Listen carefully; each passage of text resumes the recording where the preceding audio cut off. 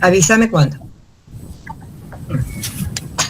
Bueno, decíamos entonces que, ¿se acuerdan que, como para retomar de la clase pasada, habíamos visto que el proceso publicitario supone una secuencia entre un emisor, este emisor es único, pero a la vez está compuesto por diferentes actores, que es la empresa que produce bienes y servicios, Salud Martín, la empresa que produce bienes y servicios, la agencia de publicidad que media entre esta empresa y los medios, y los propios medios masivos de difusión. Este conjunto de emisor, que compone el emisor, se dirige, ¿se acuerdan que en el esquema de Laswell decíamos emisor, mensaje, receptor? Se dirige a un receptor, ¿sí? Este receptor no es un receptor común, sino que está categorizado, está pensado y está organizado bajo ciertos conceptos que se lo define. Es un receptor, básicamente. Ahí llega Selene. Hola Selene, ¿cómo va? Es un receptor, básicamente, producto de esta comunicación de masas, es decir, es un receptor masivo. No es un receptor individual. El receptor, si el emisor es único, el receptor es colectivo, ¿sí? El receptor no es uno o un pequeño conjunto de emisores como es el emisor. El emisor tenemos 3 agentes. Los receptores son múltiples y masivos. El receptor de la comunicación publicitaria es un receptor típico de la comunicación masiva y de los medios masivos, ¿sí? Es un claro ejemplo de la sociedad de masas. Y ha sido muy estudiado, está muy caracterizado, y hay ciertos aspectos que definen al receptor de la comunicación de masas, que es típico del receptor de la comunicación publicitaria. Sánchez Guzmán, que es, para los que llegaron después, las que llegaron después, el autor en el que nos vamos a basar, que lo he mandado en un PDF, del que saqué fotocopias saqué fotos y lo integré con un programa. Está en el aula virtual.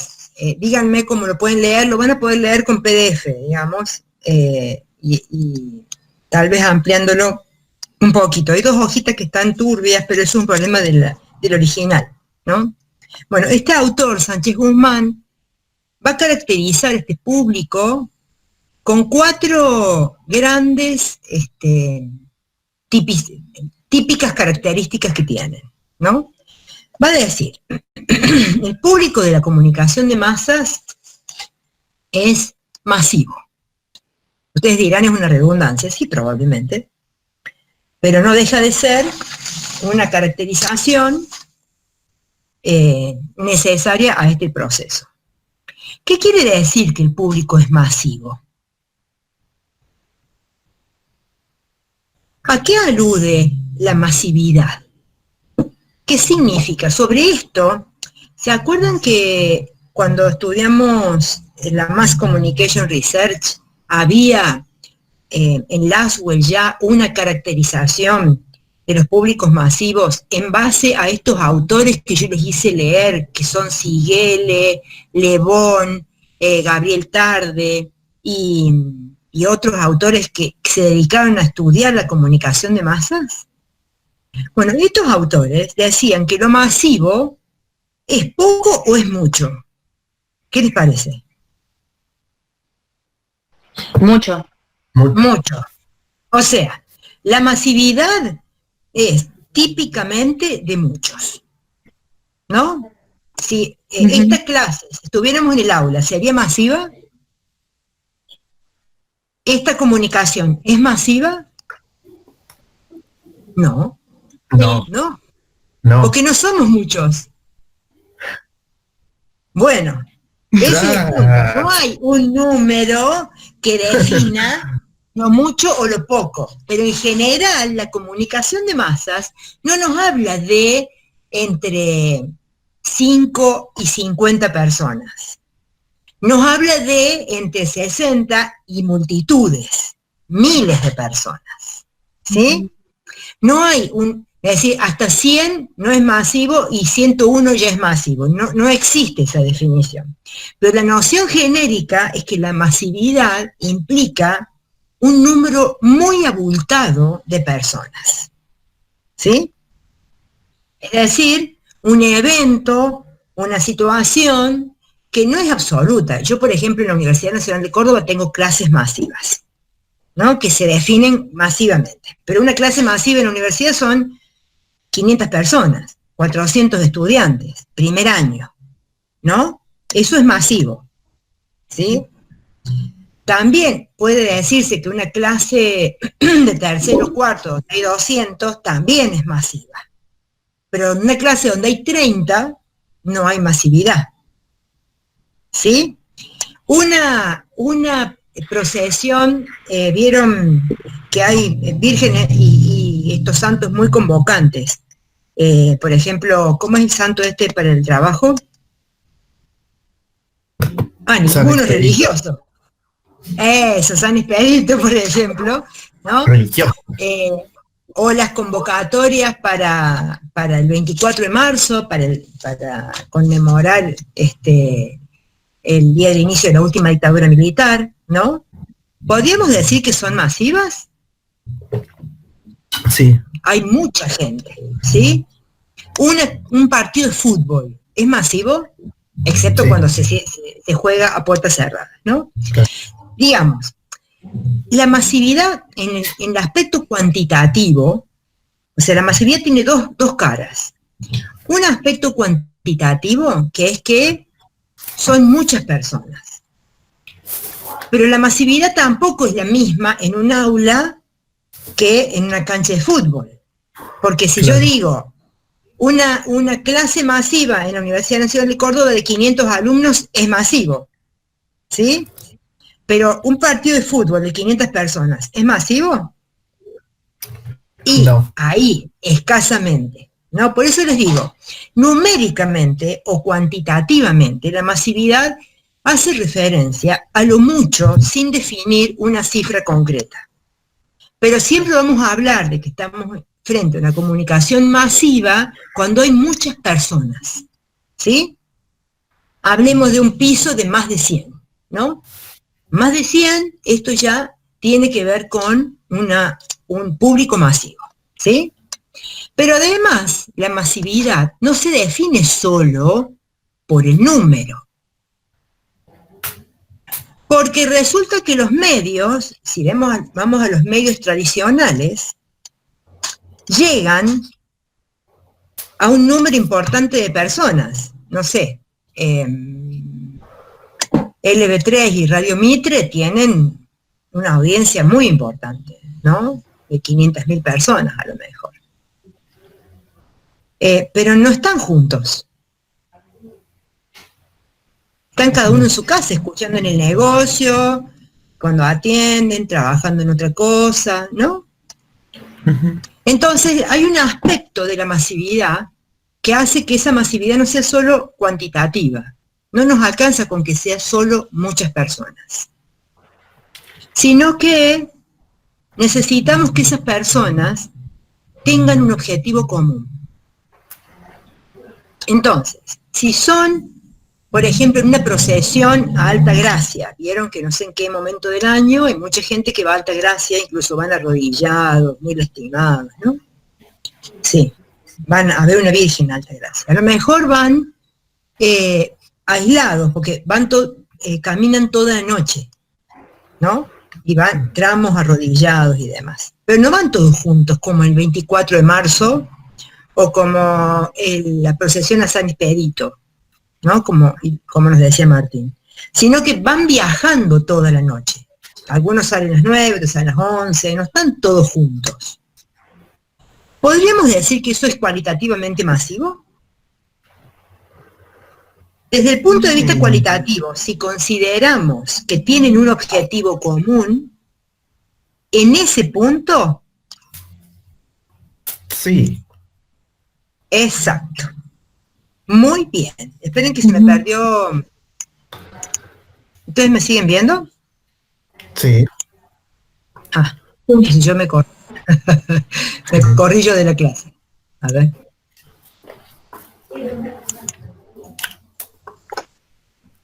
A ver. Ahora, ahí estamos. Tengo 2 millones de ventanas abiertas. Bueno, entonces, lo que decimos es que la masividad del público de la comunicación masiva tiene 2 componentes.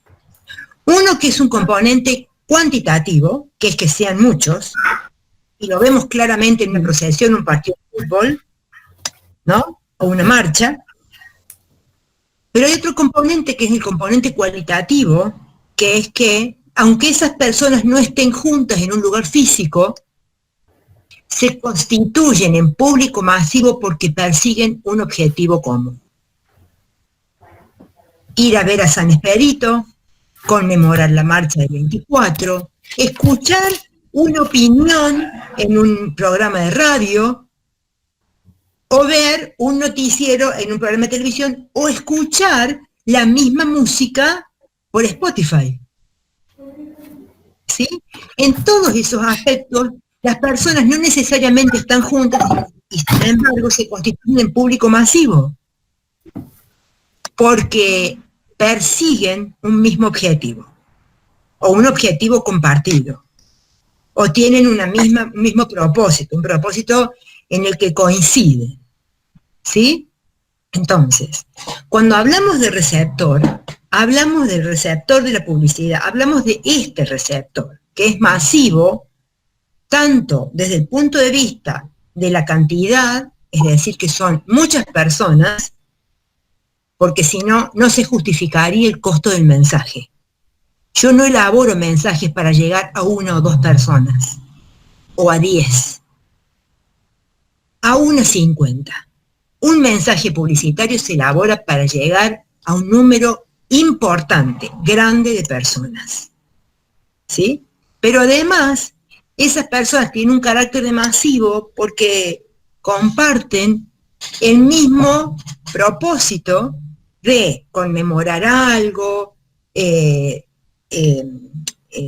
fortalecer su fe, escuchar una opinión, compartir una práctica cultural, ¿no? Como es, por ejemplo, no sé, que te guste algún tipo de, no sé, de espectáculo, cuando viene un cantante, ¿no? Viene Serrat y el estadio se llena, el Kempes se llena, entonces ahí tenemos un público masivo que hoy no está masificado por estar en el Kempes, sino por estar escuchando a Serrat a través de distintos medios. No dejó de ser masivo, ¿sí? La masividad no requiere de estar aglutinados en un mismo lugar físico. Y esta es la segunda característica del receptor de la comunicación publicitaria. Es que está geográficamente disperso. Es un público masivo, pero que además está disperso en distintos lugares. Mi público de la comunicación publicitaria puede estar en el barrio, pero viviendo cada uno en su lugar, puede estar en la provincia, puede estar en el país, o puede estar en otros países. Escuchaba ayer que en el Calafate, bueno, por supuesto la temporada turística se está viniendo a pique en todos lados, ¿no? Y han empezado a hacer, no, en la Cumbrecita, habían empezado a hacer los productos típicos que hacen en la Cumbrecita con chocolates y toda esta exquisiteces. Bueno, a mí no me gusta el chocolate, pero digo, son exquisiteces para la gente que aprecia ese tipo de comidas. habían hecho todo esto y habían proyectado vía redes para el envío, y habían recibido pedidos de Tucumán, de Bariloche, de Misiones, ¿no? Entonces, ese público, porque tenían la base de datos de la gente que alguna vez los había visitado, que había llegado a la Cumbrecita, entonces, sobre la base de esa información habían difundido. Es decir, el público de la comunicación publicitaria es característico de que no está reunido en un solo lugar. Y esto es un factor muy valioso para ser reconocido, porque cuando yo elaboro una campaña no puedo dirigirla a un receptor situado en un único lugar, ¿no? Porque hay cosas que son como muy burdas. Si yo hago pulóveres, mi receptor en Misiones, en el verano, no va a querer ni escucharme, ¿sí? Porque tienen apenas 20 días, un mes de calor, de frío en invierno, y el resto es mucho calor, mucha humedad. Entonces el hecho de que esté geográficamente disperso hace que yo necesite reconocer dónde está ubicado geográficamente mi receptor, para en base a eso poder definir a través de qué medios voy a llegar a ellos. No es lo mismo el receptor de mi barrio, si yo estoy haciendo una publicidad al almacén de la esquina o a la farmacia del barrio, que voy a decir, bueno, a ver, ¿a qué público quiero llegar? Está geográficamente disperso, pero dentro de los límites de estos dos barrios de alrededor. Y entonces, ¿qué me es accesible? Puedo llegar con un folleto que puedo tirar casa por casa, puedo llegar con un altoparlante, puedo llegar con, vienen las revistas esas del barrio, de los barrios donde, bueno, son catálogos publicitarios en realidad, ¿no? Que se distribuyen así en los negocios y que lo que hacen es condensar los pequeños negocios del barrio. Puedo llegar con eso, digamos, pero yo tengo que reconocer cuáles son los límites geográficos en los que está mi público disperso. El público de la comunicación publicitaria es geográficamente disperso, pero yo necesito reconocer dónde están. Y entonces, ese público de mi barrio no va a ser lo mismo que el público de, por ejemplo, si yo tengo una productora de carteras que quiero llegar al interior de la provincia, ¿no? Yo no puedo llegar con folletos ahí, porque no voy a llegar nunca. O produzco ropa interior y quiero llegar a otras provincias, incluso a Buenos Aires, a entrar al mercado de Buenos Aires, que es un mercado potente, ¿sí? Entonces, lo que tampoco voy a llegar con folletos abajo de la puerta, digamos. Reconocer dónde está ubicado geográficamente mi receptor, y esto es muy importante porque es lo que ustedes van a tener que diseñar en su campañita, ¿eh? En la pequeña campaña que hagan, van a tener que reconocer quiénes son sus receptores potenciales, ¿no? ¿Qué perfil tienen? Y entre otras cosas, el perfil tiene que estar definido por el lugar geográfico donde este receptor está ubicado. Este lugar geográfico define no solo características de geolocalización, sino que define otras cosas colaterales, como el clima, como la cultura. Si yo tengo como objetivo, por ejemplo, tengo un emprendimiento que tiene intenciones de llegar a los países del Mercosur, yo tengo públicos en Uruguay, en Paraguay, en Chile y en Bolivia. ¿Tienen la misma cultura esos públicos? Y no, claramente no. ¿Sí? Ustedes sabían que McDonald's tuvo que irse de Bolivia, ¿no? Se instaló, invirtió muchísimo dinero en tratar de vender sus hamburguesas, las que nosotros comemos acá en Argentina y en todos lados. ¿No vieron que es un ¿cómo se llama? Un leasing? Entonces, en todos lados se vende lo mismo, digamos, ¿no? Y como estaban fracasando económicamente, hicieron cambios en las salsas. le pusieron salsa de coca o le hicieron otros cambios en el sabor para asemejarse a la dieta que predominaba en la cultura boliviana. Y aún así no lograron insertar el consumo de hamburguesas como parte de la práctica que los bolivianos tienen. Tuvieron que irse, ¿sí? Es decir, es muy importante reconocer no solo la geografía donde el público vive, sino que esa geografía tiene una impronta cultural que incide en los modos en los cuales las personas actúan. Y por lo tanto, consumen o no esto que yo estoy ofreciendo, ¿sí? Entonces decíamos, hasta acá. El público es masivo en el aspecto cuantitativo y en el aspecto cualitativo. Además, es un público geográficamente disperso, es decir, un público que está desparramado en distintos lugares, pero que es importante que yo delimite en dónde están esos públicos, ¿no?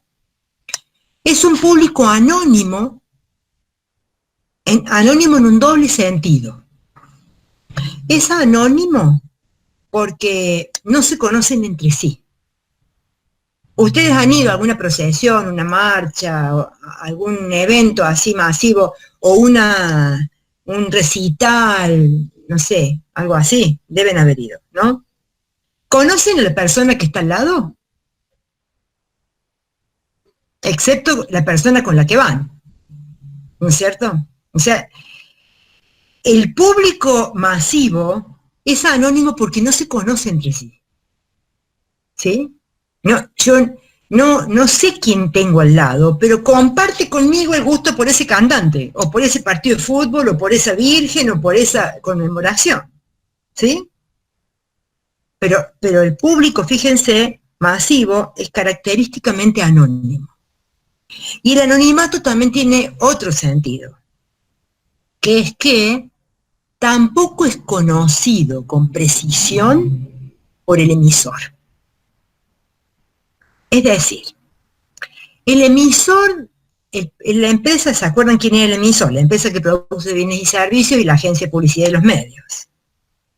No saben si es fulana de tal, con esa historia familiar, con esta, que si tiene problemas psicológicos o si está pasando, digo, no conoce en profundidad las personas. ¿Qué conocen de las personas? Conocen características genéricas. Si son varones, mujeres u otros, si son mayores o menores de tal o cual edad,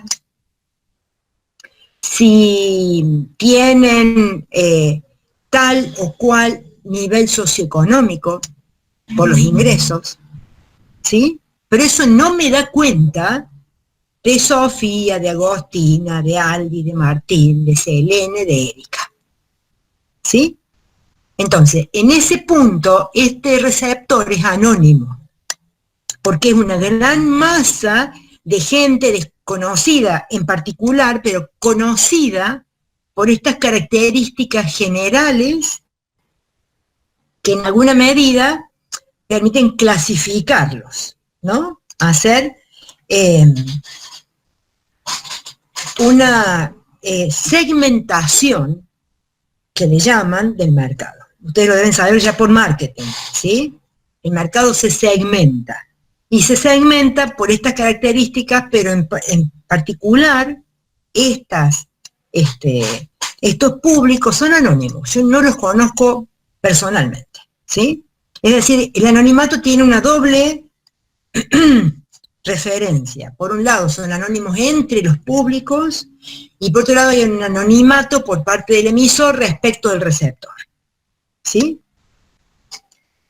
Y a la vez, y esto sería como la última gran caracterización del público de la comunicación publicitaria, estos públicos son heterogéneos. Es decir, por un lado, son heterogéneos ¿Qué es la heterogeneidad? A ver, ¿qué es algo heterogéneo? Exacto, que no son similares, ¿no? Es algo diferente, que tiene diferencias. Es decir, este público constituido en masa son personas diferentes, porque tienen estaturas diferentes, géneros diferentes, familias, historias diferentes, gustos. Son personas diferentes. Es decir, es un público heterogéneo. Son diferentes. Aun cuando segmentemos nivel socioeconómico medio alto, que vive en tal lugar, en tal sector zona norte de la ciudad de Córdoba, que tiene nivel socioeconómico de A, B, C o AB, y que además son mujeres u otros, este público es diferente. No son todos iguales. Hay como una gran heterogeneidad adentro de esa clasificación. ¿Sí? O sea que el público masivo es por definición heterogéneo, porque va a haber gente más alta, más baja, con alguna historia, con otra historia, con alguna trayectoria política o sin trayectoria política, con un trabajo diferente al de otro. Habrá docentes, habrá comerciantes, habrá profesionales, digo, una enorme heterogeneidad. Pero a la vez, y a los fines de la comunicación publicitaria, ese público se homogeneiza. En el punto en el cual tienen el mismo interés, este público heterogéneo se vuelve homogéneo por el uso, la preferencia o el consumo de un mismo producto o servicio.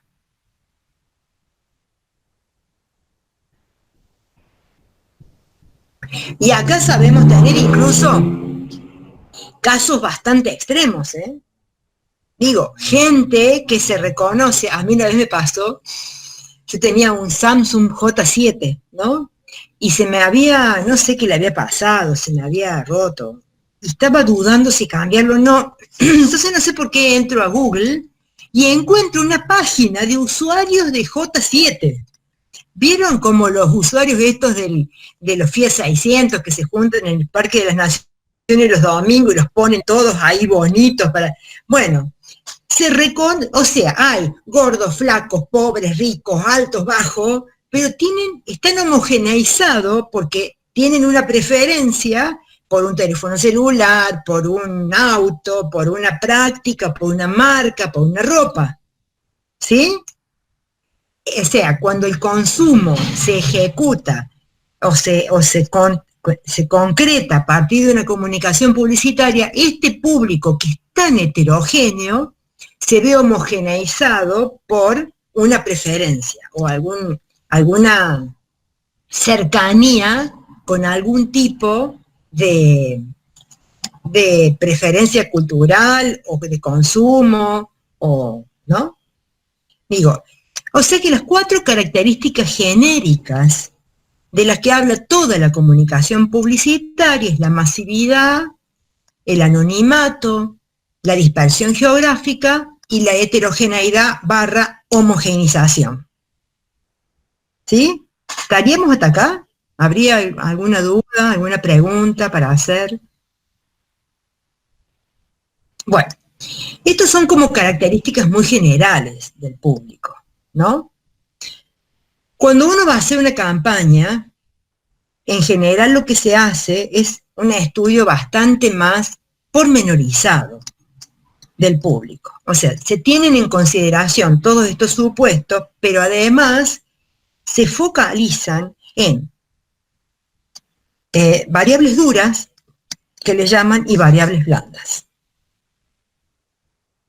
Las variables duras tienen que ver con estas que yo les mencioné, algunas de ellas,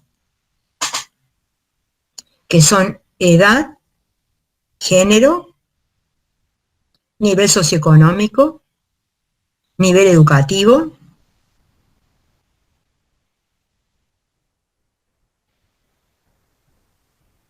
Ubicación geográfica.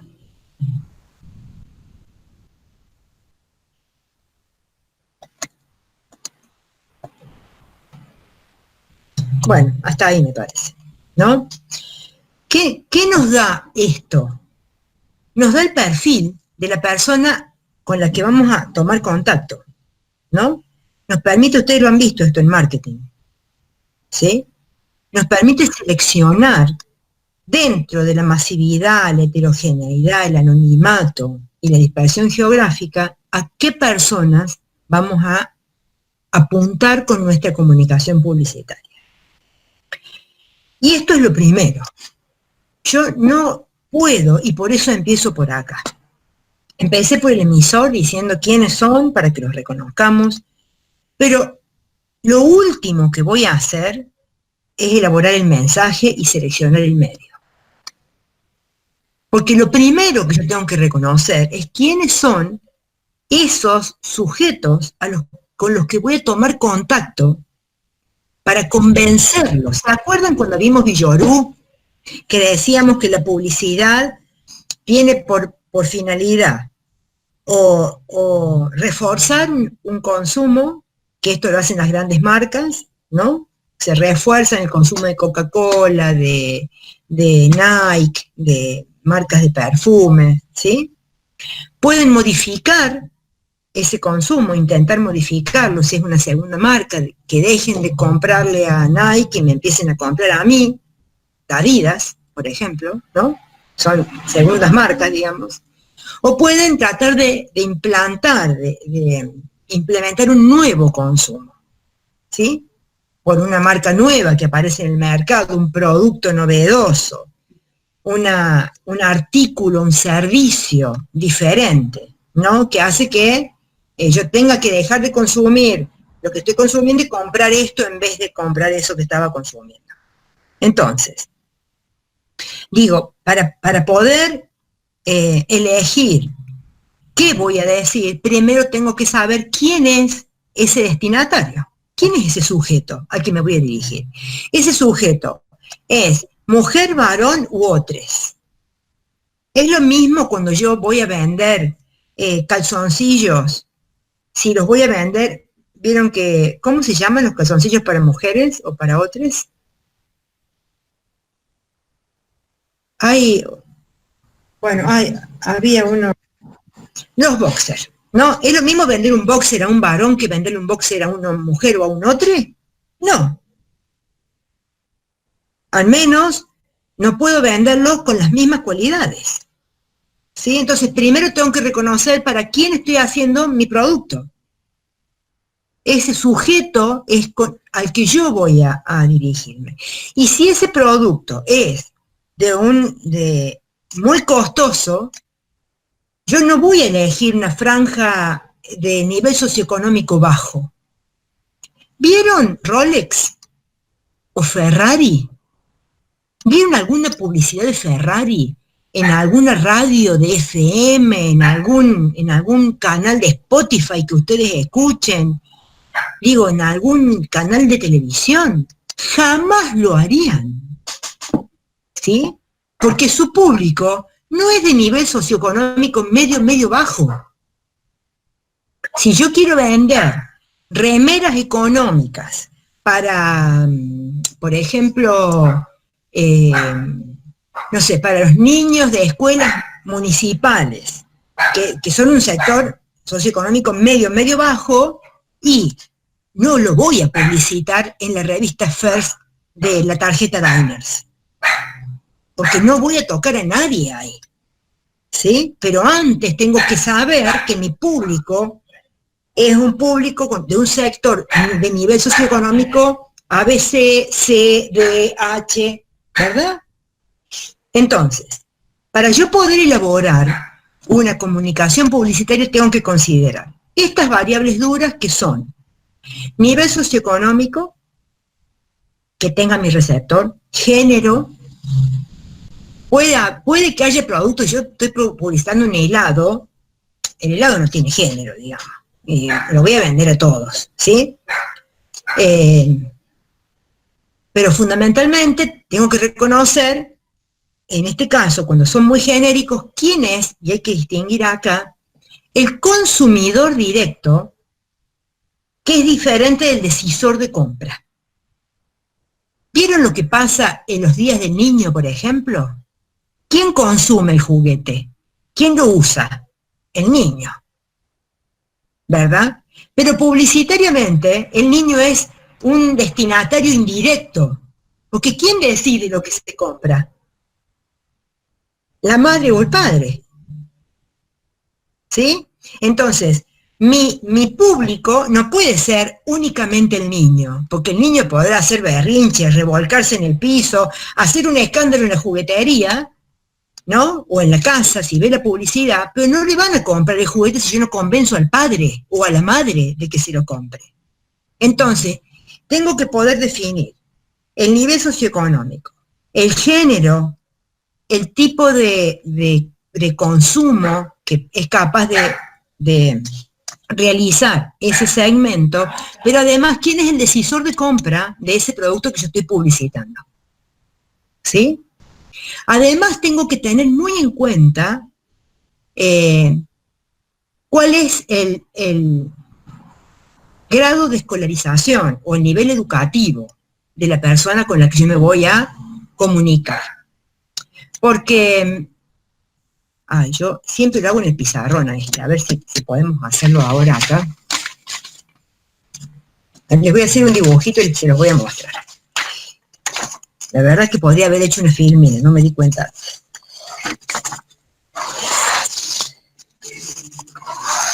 En el nivel educativo es muy sencillo esto.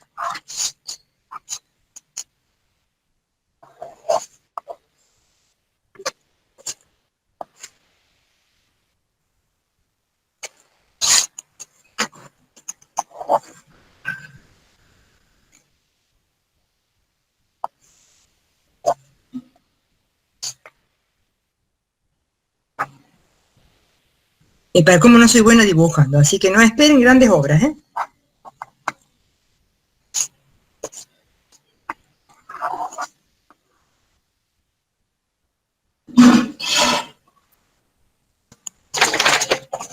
En una campaña, ¿alcanzan a ver ahí? Porque está con lapicera azul. ¿Alcanzan a ver? Bueno. Sí. En una campaña que habían lanzado Médicos Sin Fronteras en África, hicieron un folleto parecido a esto, por supuesto con grandes distancias, ¿no? Parecido a este folleto. Lanzaron millones de ellos, ve donde hay una carita triste, una gente vacunando y una carita feliz. ¿Verdad? ¿Lo reconocen? ¿Pueden verlo? Sí. ¿Sí? Bien. Tiraron esta folletería, la semana siguiente van a vacunar. Salían despavoridos los habitantes del lugar cuando veían un gorro con una cruz roja, ¿sí? Hasta que averiguaron qué había pasado. Claro, esta gente leía no de izquierda a derecha, sino de derecha a izquierda. Imaginen lo que habían interpretado, ¿no? Porque además estos dibujitos tenían, que yo no lo hice, un montón de granitos, así como si fuera de sarampión, ¿no? Entonces, esas personas, lejos de venir a ayudarlos, venía a enfermarlos, digamos. Entonces, no se vacunaba nadie. Un fracaso, fue un horror. Entonces, digo, hace muchos años nosotros estábamos trabajando con la Maternidad Nacional, con un departamento de ginecología para adolescentes. Por esto, hace muchos años, vieron que ahora para el HPV hay vacunas que le ponen a las niñas desde los 11 años, una cosa así. Bueno, en aquel momento no las había, entonces estuvimos haciendo así como un proceso de producción de productos comunicacionales para llegar a las adolescentes, ¿no? Y uno de los grupos había hecho un folleto con, no sé, un texto así de largo, letra chiquitita. Y digo, ¿qué adolescente va a leer eso?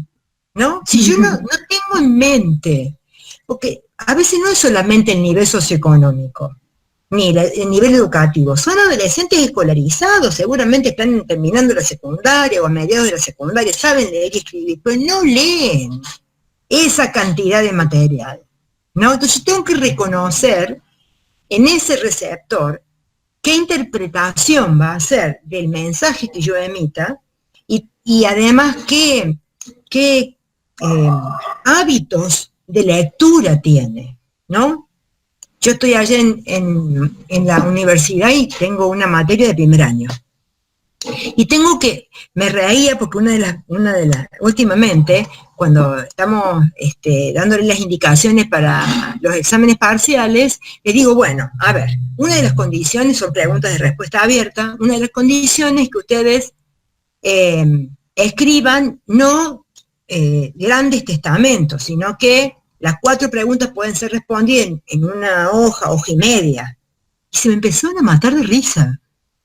Porque claro, sus respuestas son del tipo WhatsApp, 2 renglones, ¿sí? Entonces, tuve que empezar a explicar, no, que no quería que me hicieran testamentos largos, sino que quiero que me expliquen lo que me están enunciando en un renglón. Que la respuesta es eso. Entonces, yo primero tuve que reconocer el hábito de escritura y de lectura de ese receptor para poder llegar a él con lo que yo estaba pretendiendo, ¿sí? Entonces, decíamos que tenemos variables duras, que tenemos que poder reconocer como el nivel socioeconómico, el género, la edad, esto es fundamental. ¿Vieron lo que veíamos recién en la posada del Kenti? ¿Sí? Bueno, la posada del Kenti es un spa que probablemente, no sé, a los jóvenes le vendía bárbaro, digamos, pero no está dedicada a los jóvenes esa publicidad. Tiene claramente direccionado a un público de más de 50 o más de 40 años seguro. ¿Sí? Entonces, en función de qué características etarias, qué características socioeconómicas, educativas, qué prácticas culturales. Si yo estoy haciendo algunos años, ustedes en marketing hicieron indumentaria deportiva, ¿no? Entonces, además de todas estas características de nivel socioeconómico, edad, ubicación geográfica y todo eso, yo tengo que ir a los lugares donde van a practicar ese deporte, ¿no? Una chica una vez había hecho estaba promocionando ropa para danzas. ¿Quiénes son los que hacen danzas? ¿No? Danza clásica, contemporánea, danza... O sea, hay una práctica cultural que me está definiendo el público ahí. Yo tengo que poder reconocer quiénes van a hacer. En las danzas, ¿qué género predomina? ¿Qué tipo de nivel socioeconómico tienen? ¿Dónde están ubicados? Eso me va a definir a mí el soporte. Una de las chicas, me acuerdo que había hecho una campañita donde no lo ponía en ningún medio masivo, porque un medio masivo llega un montón de gente que no hace danza, ¿no? Y entonces le era mucho más productivo hacer un buen afiche, el costo de la producción, de la publicidad, estuviera invertido en afiches de 4 colores, de un buen tamaño, en los estudios de danza. Hacer un mailing a las profesoras de danza, contactarse con los lugares municipales, provinciales o de otro tipo, donde se promovieran actividades vinculadas a la danza, que es mucho más efectivo, pero yo tengo que poder reconocer eso primero, ¿sí? Entonces, hay en todo esto una serie de factores que hay que mirar en el receptor, que son estas variables duras, que me dicen cuántas personas hay, porque hay bases de datos sobre esto. Si usted tiene oportunidad, tienen Netflix o algo así, en su casa o cuando puedan, vean Nada es privado. Nada es privado es una película que sacaron hace un tiempo, es un documental película que es muy interesante, porque muestra el caso en 2016 de cómo ganó Donald Trump, ¿no? Donald Trump que gana con un contubernio ahí entre Facebook, que le vendió los datos a la empresa que le hizo la publicidad a los agentes políticos de Donald Trump, ¿no? Entonces, los datos se pueden obtener. no es difícil, y sobre todo ahora que se maneja tanto en redes. Uno puede mirar fácilmente quiénes son estas personas que son mi público potencial, los cuales puedo llegar. Y hay otro conjunto, dijimos, las variables generales, anonimato, dispersión geográfica, heterogeneidad y masividad. Las variables duras, que son estos, género, edad, porque son números, ¿no? Por eso decimos variables duras. Nivel socioeconómico, los segmentos de ABC o D o los que sean, son por número de ingresos, o sea, más de 20, menos de 20, más de 50, menos de 50. Hay un conjunto de variables blandas que le llaman, que también tienen que ver con estas prácticas o, digamos, preferencias o adhesiones o cosas que hace la gente, que es donde yo la puedo contactar. Por ejemplo, si yo estoy haciendo vestidos de novia, ustedes hacen vestidos de novia, ¿no? Bueno, probablemente si alguno tuviese un emprendimiento de vestidos de novia, y no van a ir a, en general, la gente que se casa, hay excepciones, por supuesto que hay gente grande que se casa, pero no sé si van a usar un vestido de novia, ¿no? Entonces, ahí tenés un segmento etario bastante definido. Y además tenés un conjunto de prácticas. Una persona que va a comprar un vestido de novia de diseño, probablemente vaya al shopping, ¿no? Es muy poco probable que vaya al Paseo de las Artes a buscar sus joyas para el vestido de novia, ¿sí? Entonces, ¿dónde si yo hago un sistema de mailings o de contacto cara a cara, o voy a ir a un supermercado como cuando me hacen probar un salamín? Para contactar a alguien que esté interesado en un... ¿Vieron que en el supermercado, bueno, ahora ya no, pero antes de la pandemia, o les daban un juguito, o les daban un pedazo o un quesito, o alguna cosita rica que uno pasaba, probaba, y bueno, veía si compraba o no. O a veces pasaba para probar nada más, ¿sí? ¿No? Para comer algo, picar algo mientras terminaba de comprar. Bueno, yo voy a ir a mostrarle un pedacito de la tela, la seda con la que voy a hacer el vestido de novia a una esquina de un supermercado. No. No digo que esa persona no vaya al supermercado, seguramente va. No sé si va ella o otra persona, qué sé yo. Pero los sujetos a los que yo me voy a dirigir tienen unas prácticas culturales que hacen que yo pueda encontrarlos agrupados en ciertos lugares, que me resulte más económico, más asequible, ¿no? Seguramente no van a escuchar, o puedo pensar que no van a escuchar la radio popular, ¿no? Puedo pensar que van a escuchar radios rock, Spotify u otro tipo. Entonces, estas prácticas que no tienen que ver ni con el nivel socioeconómico, ni con si llegó a séptimo grado o a quinto año de la secundaria o es universitario, con que si vive en el norte o en el sur de la ciudad, sino que tiene que ver con los hábitos que hacen a que yo me sienta parte de una clase social, y que son hábitos culturales, son prácticas, son modos de mirar y de hacer que reúnen a las personas con similitudes culturales, si se quiere, ¿no? Hay mucha gente que practica deporte, algún deporte, no tanto porque le guste, sino, sobre todo los jóvenes, como para sentirse parte del grupo, ¿no? Hay mucha gente que, no sé, ¿vieron lo que pasó con los chicos estos del rugby, ¿no? El rugby está como catalogado como un deporte, es diferente del fútbol, ¿verdad? Y es diferente del básquet. O sea, también los deportes están asociados a niveles socioeconómicos, a prácticas culturales, a sectores sociales. Entonces yo tengo que poder mirar eso también en mi receptor. Mi receptor no es solamente números, no es solamente ubicación geográfica, sino que también es un receptor que coincide, que comulga, que comparte ciertas prácticas culturales que hacen que se constituyen en mi objeto de deseo, digamos, en el punto en el que yo quiero llegar a ellos para convencerlos de que compren mi producto. ¿Sí?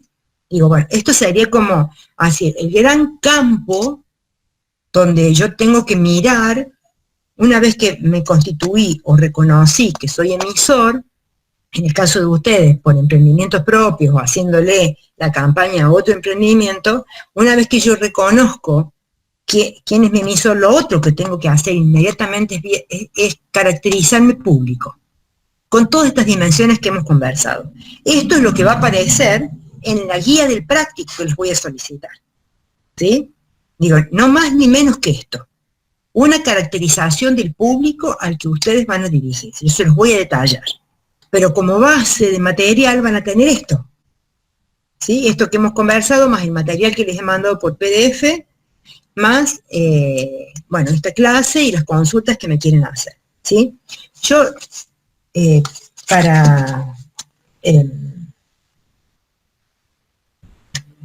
para ilustrar algunas de estas cosas, había buscado unas revistas, si me esperan un segundito.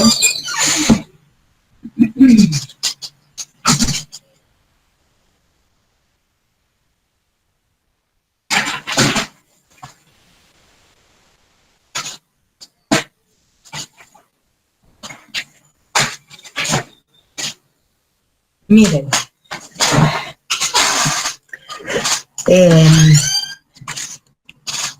Bueno, esta es la revista 1000 Opciones que recién les mostré, ¿no?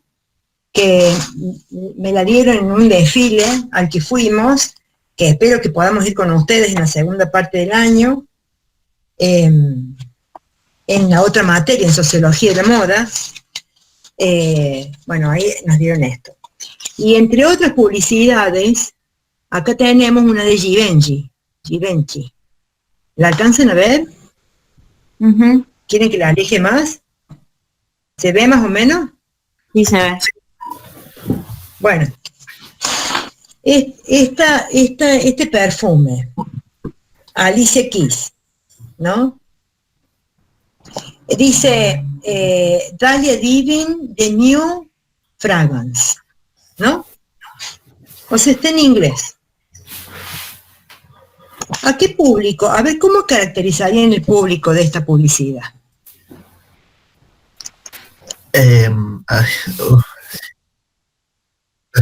Sí. O sea, bueno, nivel socioeconómico plurilingüe. Sí. Básico. ¿Sí? Sí. ¿Es preferentemente para varones, para mujeres, para otros? Para mujeres y otras. Para mujeres y hombres, ¿verdad? Bien. Sí. Es para un nivel socioeconómico medio bajo, medio alto, más tirando a alto. ¿Sí? Exacto. Es un perfume que me indica que tiene que ser usado en qué circunstancias. Cuando estoy en mi casa barriendo la vereda. No. No, claramente no. Cuando estoy cortando el pasto tampoco, ¿sí? No. Bien.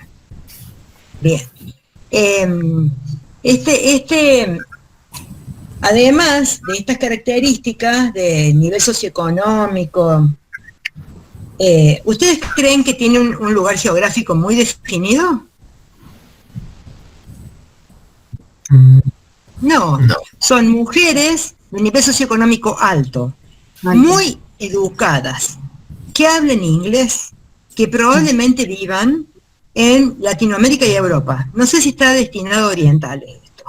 No sé si los orientales, cómo conciben el tema de los aromas, ¿no? Pero es para mujeres occidentales. ¿Sí? Estaremos de acuerdo acá, ¿no? Sí. Bien.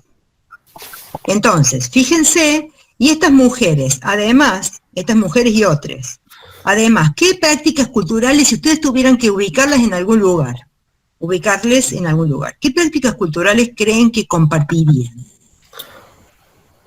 ¿Irían al shopping? Sí. Sí, claramente. Es muy probable que estas mujeres vayan y estos otros vayan al shopping, ¿sí? No podríamos encontrarlos en Villas Miserias, ¿verdad? No. O sea que no gastaría en folletos para distribuir en esos barrios. Los Claro. folletos, ¿dónde tendrían que ir? Al shopping. Shopping, Allí. centro Y comerciales. entonces, exacto. Y esos folletos, ¿les parece a ustedes que podrían ser así impresos en casa y sacados fotocopia? No. No. No. Y probablemente yo podría usar textos en inglés de Sí. ese folleto. Sí, claramente. ¿Sí?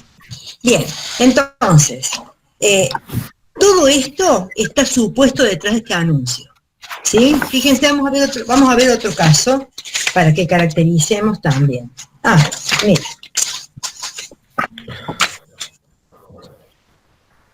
No alcanzan. Esta es la revista La Luciérnaga. ¿Sí?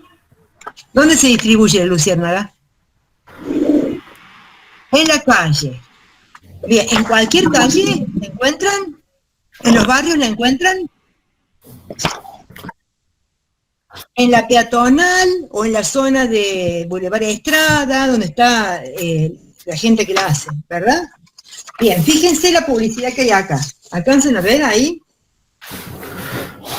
La acerco y se las muestro así como de arriba para abajo. Ok, sí. ¿Eh? Sí. Es Batistela.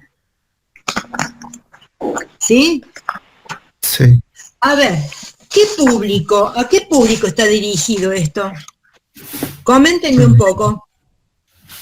Bueno, varones y mujeres. Lo abajo para mí. ¿Hay mujeres solamente? ¿Hay zapatos de mujer solamente? No, hay No. hombre.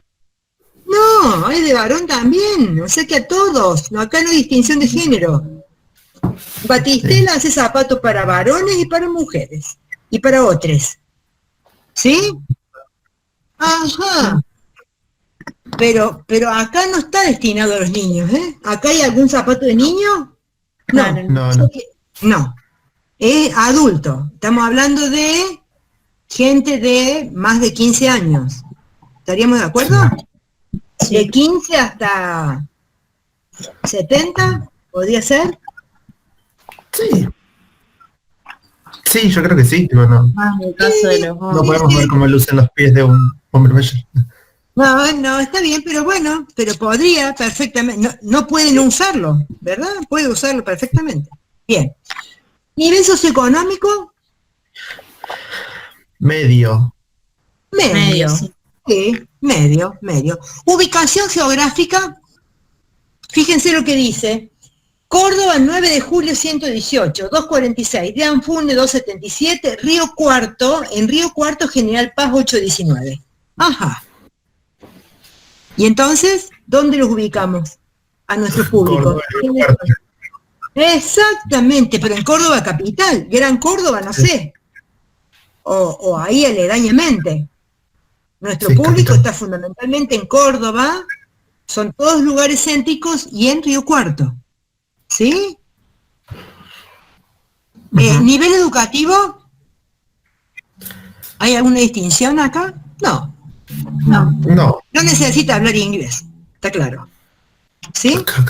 Y es más, ¿y si fuera analfabeto entendería? Sí. Sí. ¿Entiende?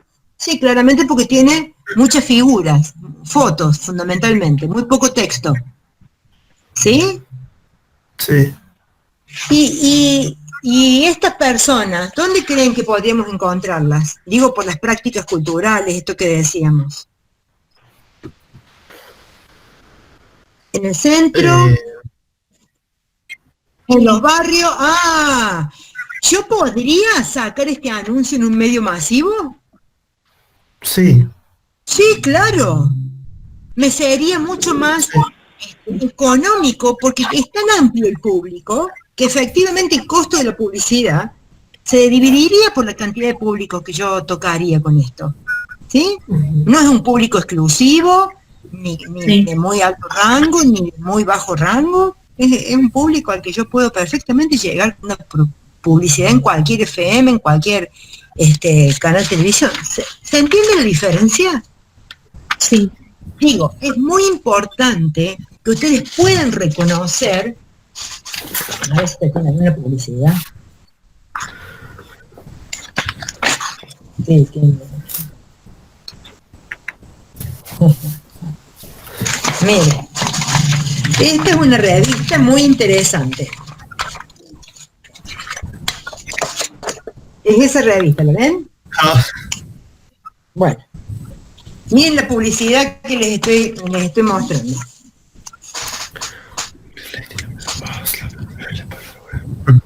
Radio Disney. sí. ¿Esto saben para qué me sirve? Radio Disney.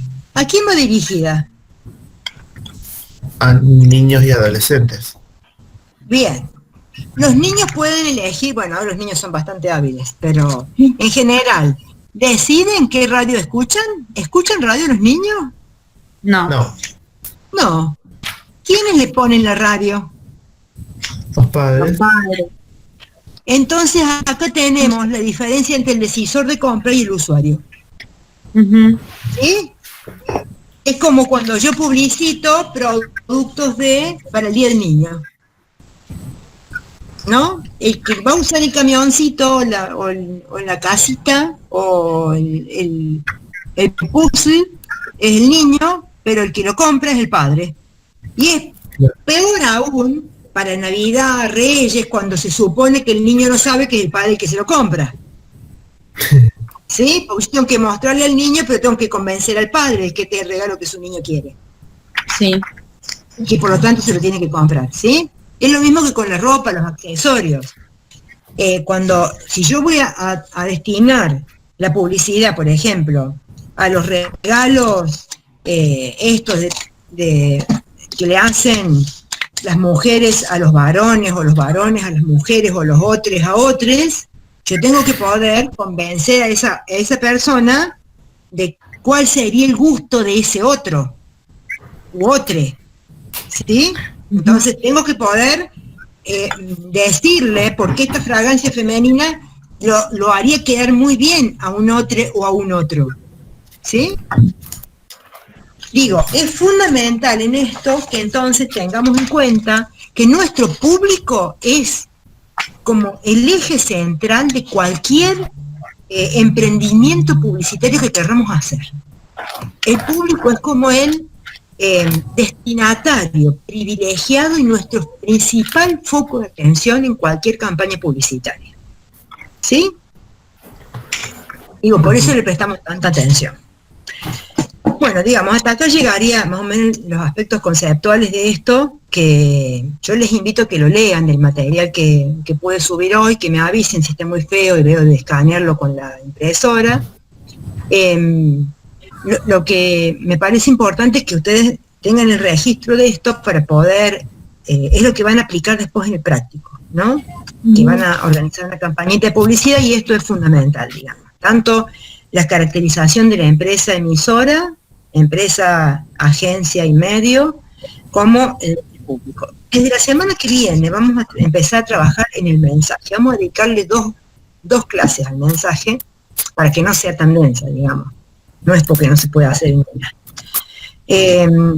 Pero vamos a trabajar sobre el mensaje en las múltiples dimensiones que el mensaje tiene, ¿no? Porque tiene soportes, hay una variedad de soportes que ustedes tienen que tener más o menos un mapa, y tiene además